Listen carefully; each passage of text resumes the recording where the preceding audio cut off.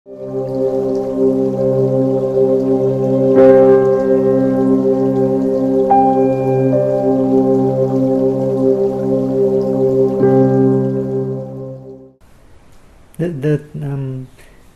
evening I shall explain about 3 stages of mental defilements or Kilesa. As you know, the aim of mental training or meditation is to purify the mind.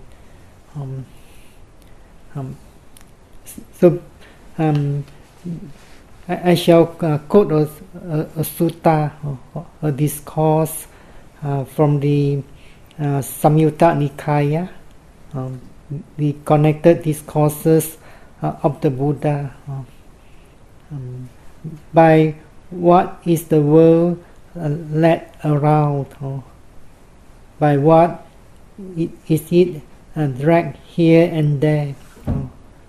What was the one thing that has all under its control? So the answer is the world is led around by mind. By mind is dragged here and there. Mind is the one thing that has all under its control. So it is important to mindful of the mind. In accordance with the explanations of commentaries, those who come under the control of the mind are subjected to all kinds of obsessions.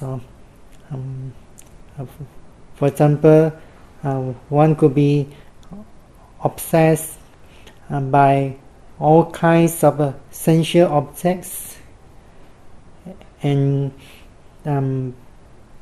when they are indulged in all kinds of sensual pleasures, they sometimes it could become a cause to commit evils and taking birth in the state of loss.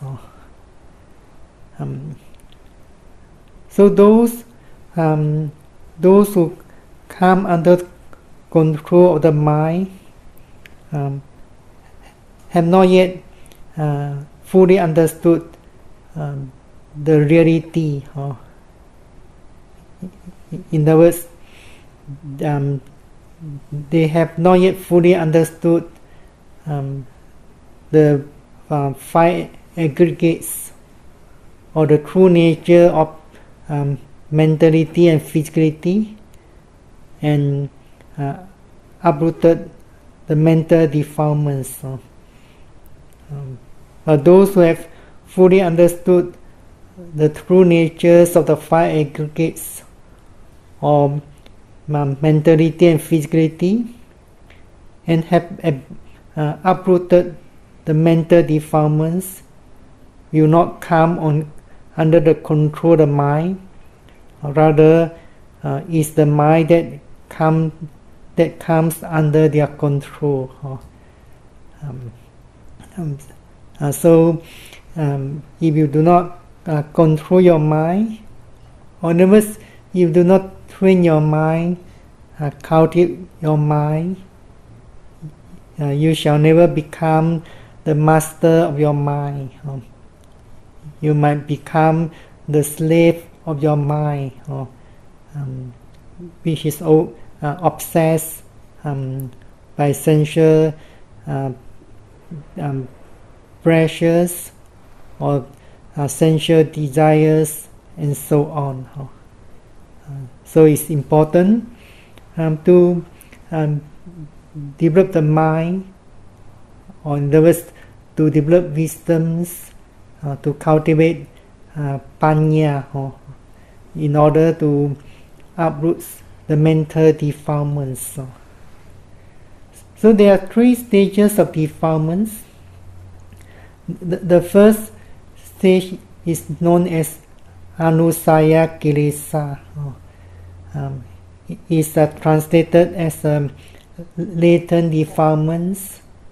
Although those defilements that are lying dormant in the mind. Anusaya Kilesa is also translated as a potential to commit evil. The cause of evil is mental defilements. So Anusaya Kilesa is uprooted when one has attained the supramundane path knowledge, or the supramundane wisdoms. So this Anusaya Kilesa consists of two. The first is known as Santana Anusaya Kilesa. The potential defilements lying dormant in oneself. In the continuum of these five aggregates. As you know, a person, a being, an I or you, in the ultimate sense, consists of five aggregates, or Namarupa. So there are these both defilements that are lying dormant in this continuum of the five aggregates. Then the other Anusaya Kilesa is known as Aramana Anusaya Kilesa. The potential defilements lying latent in the sense objects. As you know, there are 6 kinds of sense objects: visible object, sound, odor or smell, taste, tangible objects, and mental objects. You may know from your experience in life that when the eyes is seeing an object, a person that's not agreeable, then there be a rising of certain defilements, aversion, thoughts of ill will. Or when you hear the voice of a person whom you dislike, then aversion arises. So if you do not see this object that's not agreeable to you, or you do not hear the voice of the person whom you dislike, then the mind remains calm, peaceful. So this is known as Aramana Anusaya Kilesa. So when there's a defilement arising, then the defilements has reached the second stage. That is known as Pariyuthana Kilesa. So you know that there's an aversion or anger arising in the mind. If one doesn't make an effort to remove it, for example, the anger or the feeling of hatred is getting stronger and stronger, overpowering oneself. So these strong defilements can cause a person to violate the moral precepts. For example, the first precepts. So, in the words, the defilements has reached the second stage, which is known as Vitikama Kilesa. Defilements that cause a person to commit evils or violate the moral precepts. So that's why the Buddha taught us three kinds of trainings. In fact, the teachings of the Buddha consist of three kinds of training. Training in morality, training in concentration, and training in wisdom. So, the aim of training in morality is to overcome the third stage of mental defilements, Vitikama Kilesa. If one is able to observe morality firmly, then one could prevent oneself from committing all kinds of evils. But observance of morality or moral precepts could not help a person to overcome those defilements in the mind. So that's why mental training is important. So when you cultivate or develop concentration wisdoms, then you are able to overcome the mental defilements. If you practice concentration meditation or samatha bhavana, then you could overcome the second stage of mental defilements. For example, when there's a anger arising, then you direct your mind to the thoughts of loving kindness. When you could develop the thoughts of loving kindness very well, the anger will be subsided or replaced by that good thoughts of loving kindness. But concentration does not have the power to uproot the latent defilements, anusa kilesa. So anusa kilesa consists of two. The first is santana anusa kilesa, the potential defilements lying dormant in the continuum of the five aggregates. So this santana anusa kilesa is uprooted by the path knowledge. The second one is aramana anusa kilesa, the potential defilement lying latent in the sense object. So aramana anusa kilesa is removed by Vipassana knowledge or insight knowledge. So it is important to mindful of the sense doors.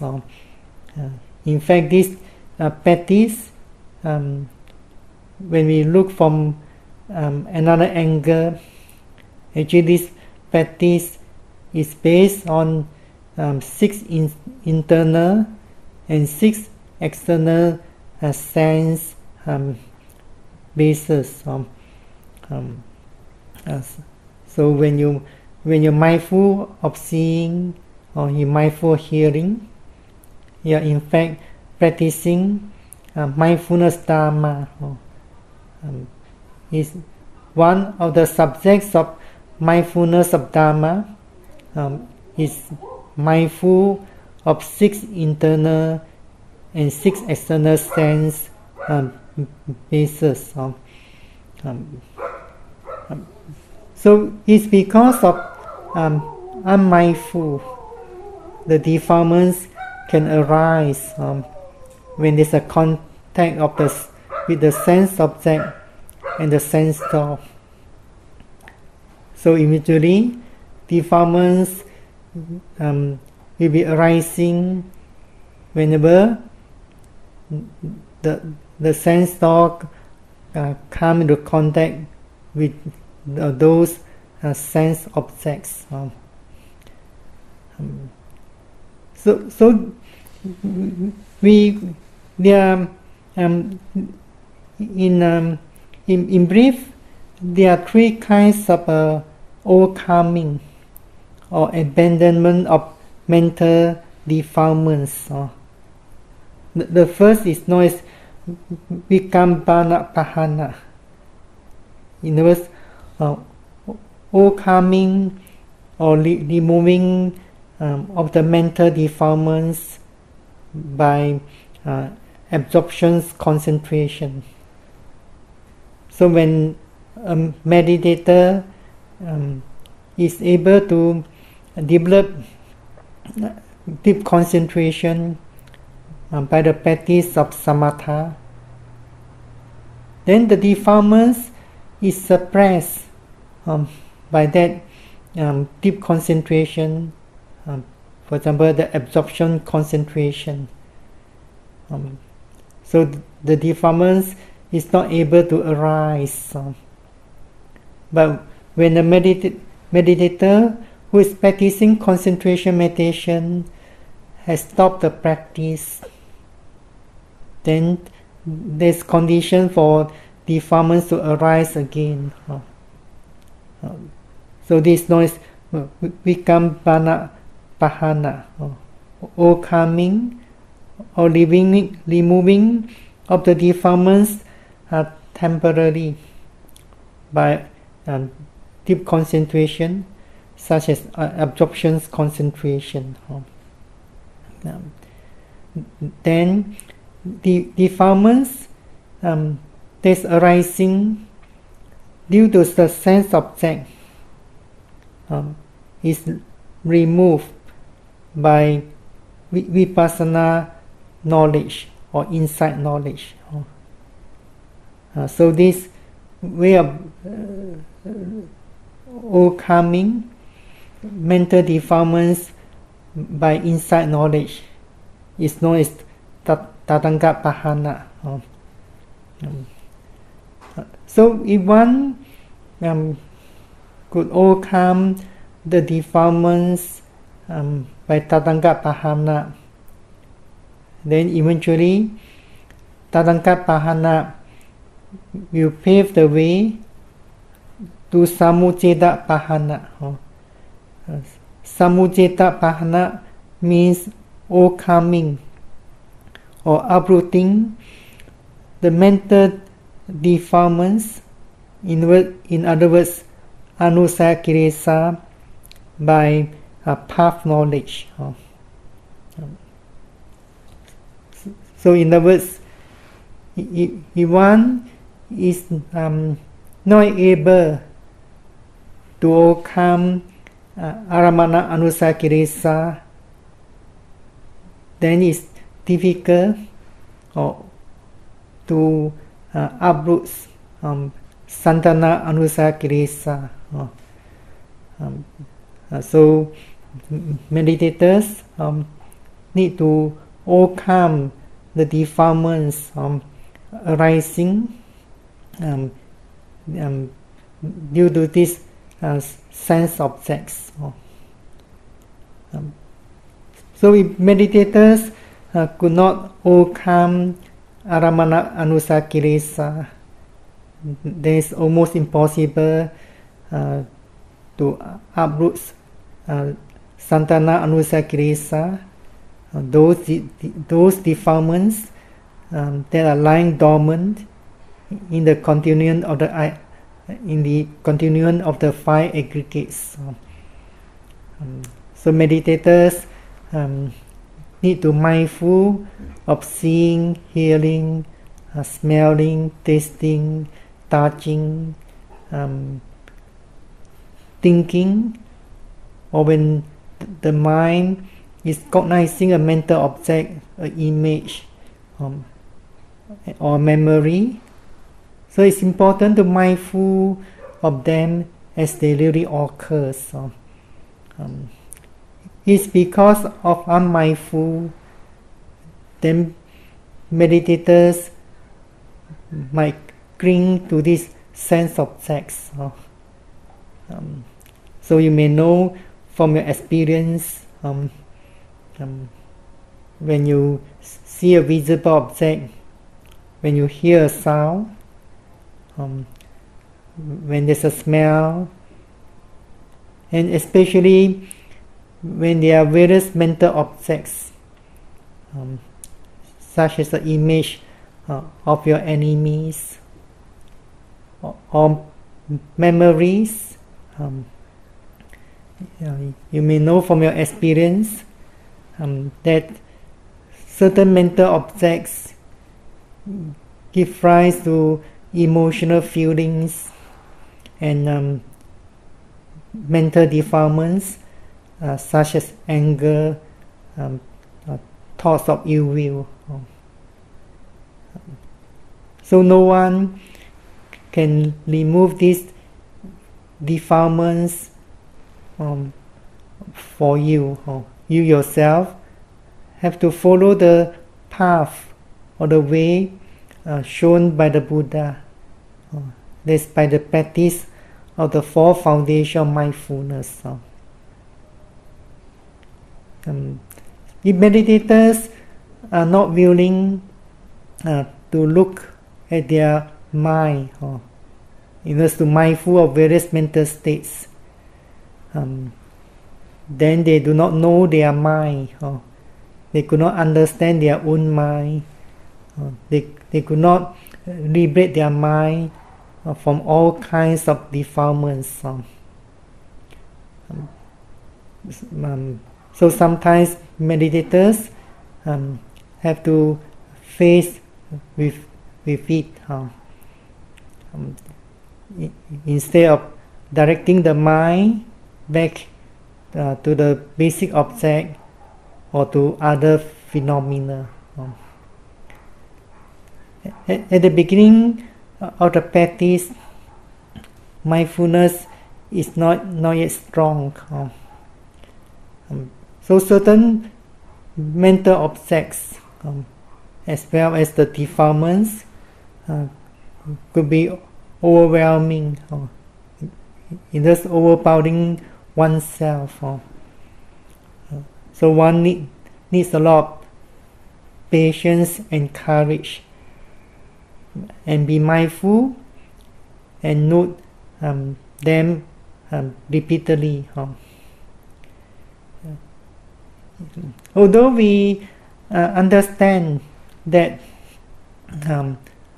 all phenomena are not permanent, all phenomena subject to arising and passing away,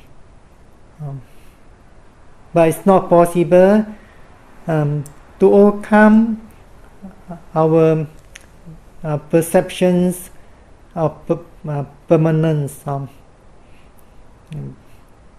It's because when you hear from others, when you read the books, what you have gained is known as second knowledge.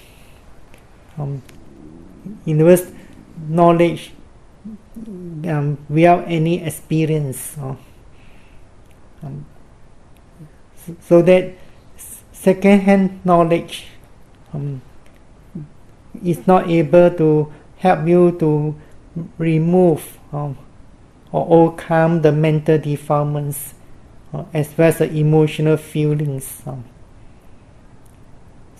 We only could overcome the defilements or uproot the main defilements by first-hand knowledge. So this first-hand knowledge is gained through personal experience or direct experience. So in other words, only by the practice of mindfulness, be mindful of whatever mental object that's arising at the present moment, or whatever mental defilement that's arising at that moment, and note it as it really occurs. Then you come to gain direct knowledge.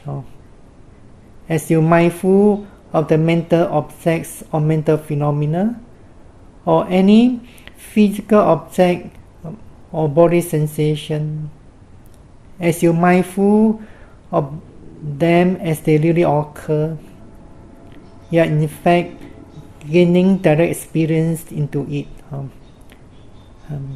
You do not have to conceptualize your experience. You are merely paying full attention to your direct experience or personal experience. You do not have to contemplate that this object is impermanent, or this thinking or emotional mental state are arising by themselves, is beyond my control, is anatta or not self. You do not have to contemplate in that way. You are merely, what should be done is paying bare awareness or bare attention. So meditators might have to mindful and note certain mental objects or defilements again and again. For example, sometimes there's a memory. As soon as you be mindful and note thinking, but when the mindfulness is not yet strong enough, a memory causes another mental state to arise. For example, anger. Then you have to mindful note anger. So you have to pay full attention to that mental state of anger.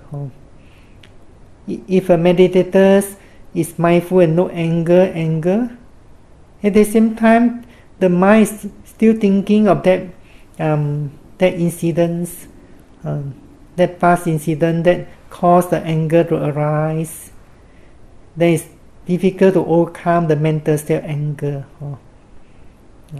If meditators pay attention to the contents, then it's difficult to be mindful at the present moment, or in other words, living at the present moment. When there's a past memory arising, if meditators could mindful and note it as a thinking process that's happening at that moment, then meditators are still living at that present moment.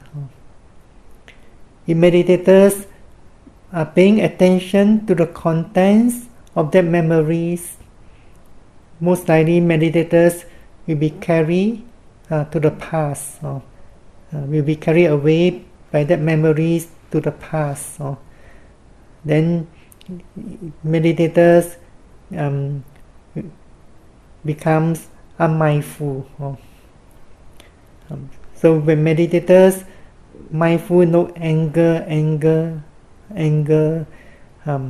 so meditators should pay full attention to that mental state of anger.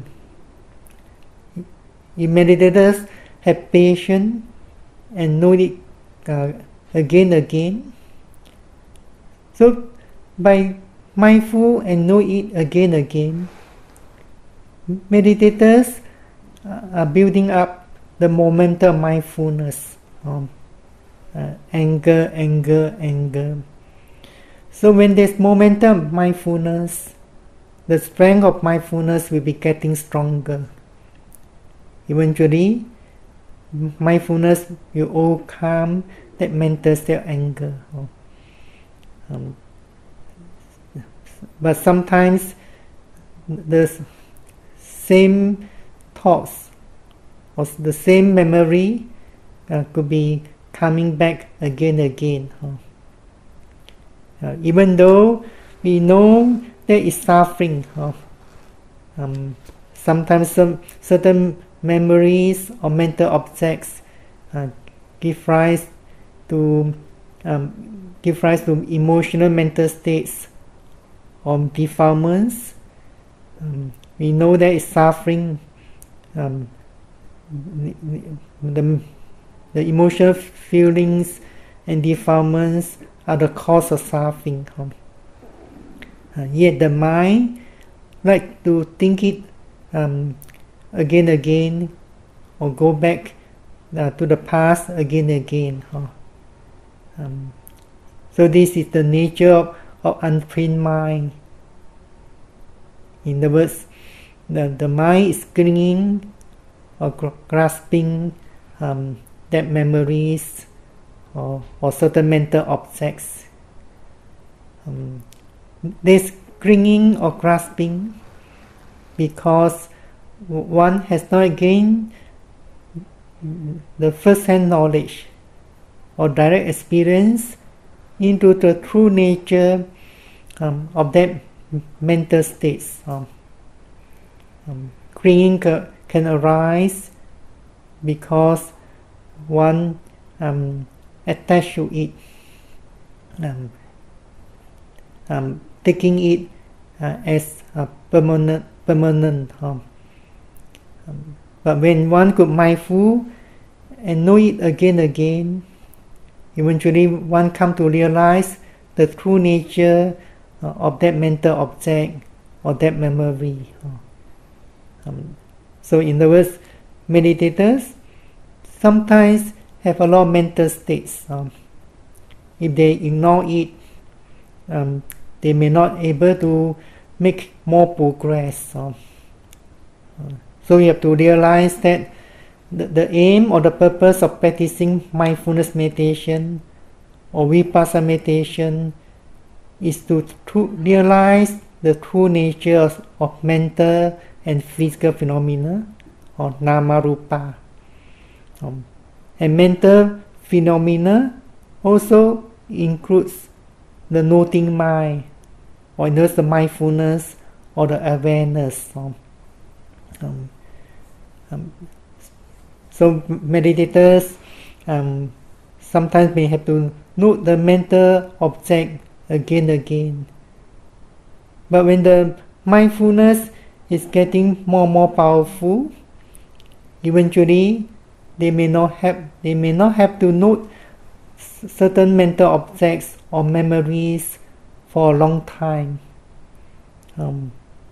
It's because the mindfulness is strengthened by being mindful and note the mental object repeatedly.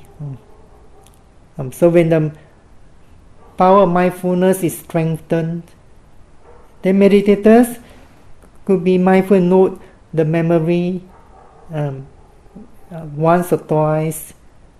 Then that mental state of memory will disappear instantly. Then when the memory has disappeared, then there's no feeling of anger or any emotional mental state arising. So this is known as Tatanga Pahana. It's because meditators are able to mindful and note the phenomena and whatever phenomena, whatever mental states such as anger, caused by that phenomena. So that's why it's important to mindful of the six sense objects. But at the beginning of practice, meditators may not able to perceive the consciousness of a hearing, conscious of seeing, conscious smelling, and so on clearly. But when meditators are able to realize the true nature of physical phenomena clearer and clearer, in other words, when meditators are able to realize, for example, various processor movements clearer and clearer, such as the rising movements, falling movements during the sitting meditation, or be able to mindful of the various processor movements during walking meditation, and mindfulness of daily duties clearer and clearer. In other words, they only experience various process of movements. Then they will be able to realize that the consciousness which is arising or dependent on the movements also will become clear or evident by itself. So when meditators could realize the consciousness of touching clearly, or the mind conscious clearly, eventually they also come to see the arising of the mindfulness of the noting mind clearly.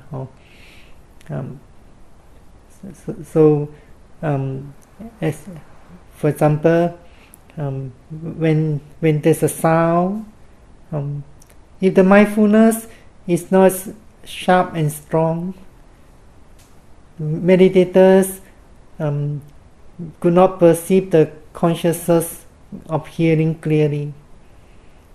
The attention of mind would have gone to the sound, paying attention to the sound. So meditators still have to mindful and note hearing. If the sound is very persisting, meditators may practice indifference, just not paying any attention to the sound. They may direct their attention back to the objects or phenomena that are internal. But when mindfulness is getting more attentive, more attentive, precise, meditators could perceive the arising of consciousness clearly. When there's a sound, then there's a rising of consciousness of hearing.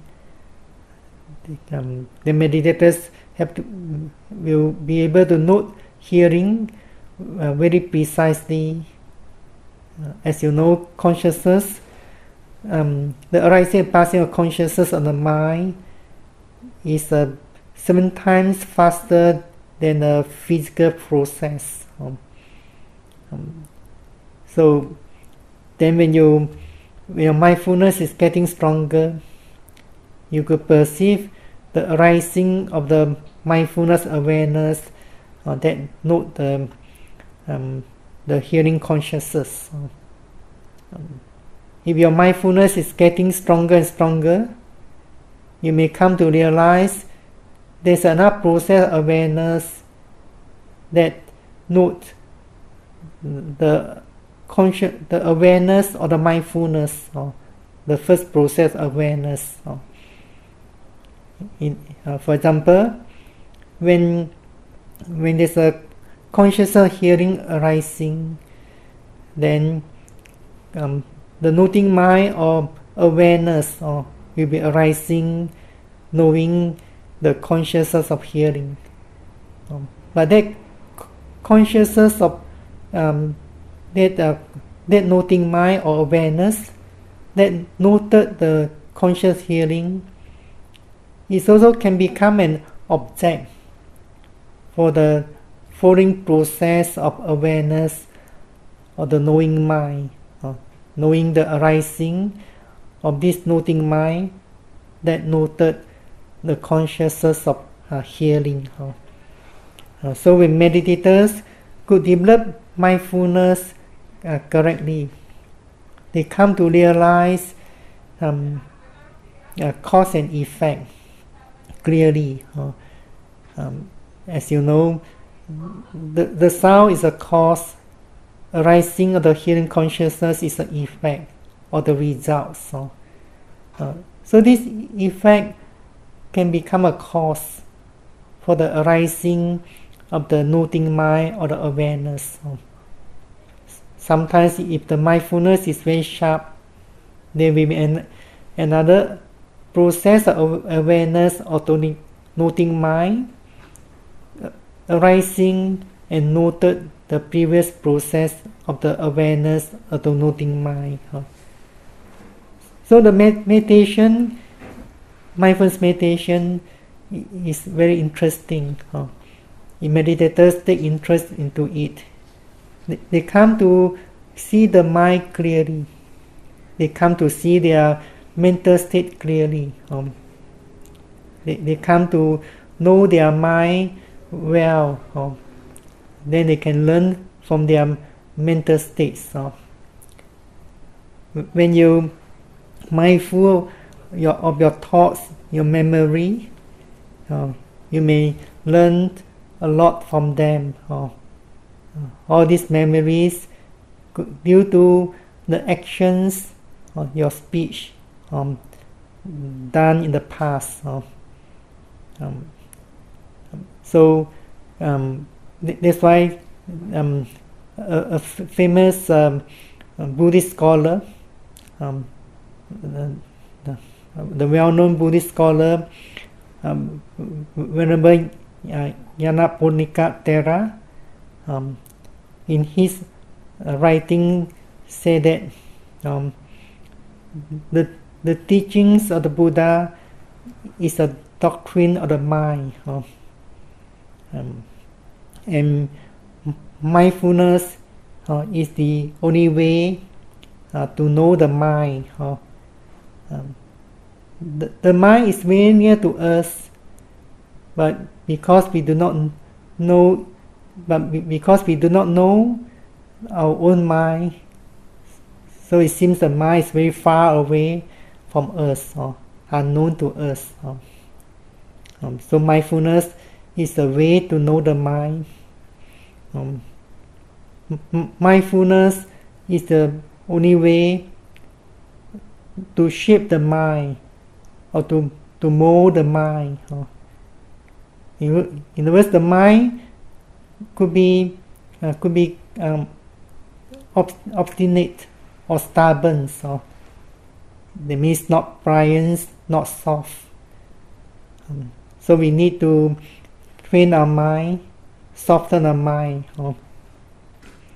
And mindfulness is the only way to liberate the mind, because the mind is full of bondage. So mindfulness is the only way to free the mind from all kinds of bondage. So mindfulness is the only way to liberate the mind. So the first thing to overcome is the defilements or causes caused by various sense objects.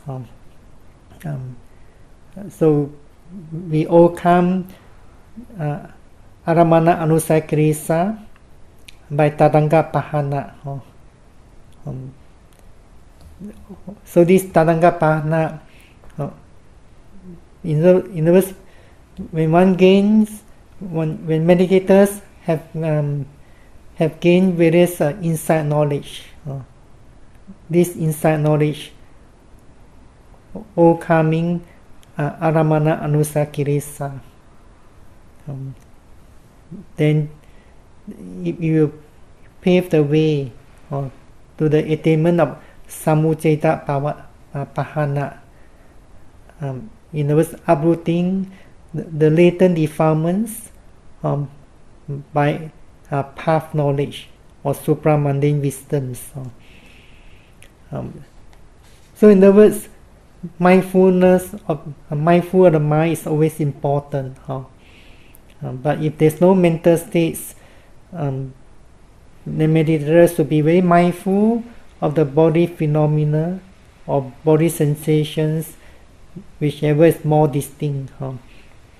Meditators only emphasize on one object or certain phenomena and could not realize the mental state or mental process clearly, then they could not make more progress.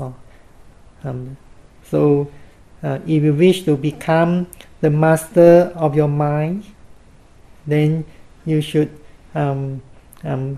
be patient with your mind and have courage to mindful and note whatever mental objects or whatever sense objects that give rise to mental defilements or emotional feelings.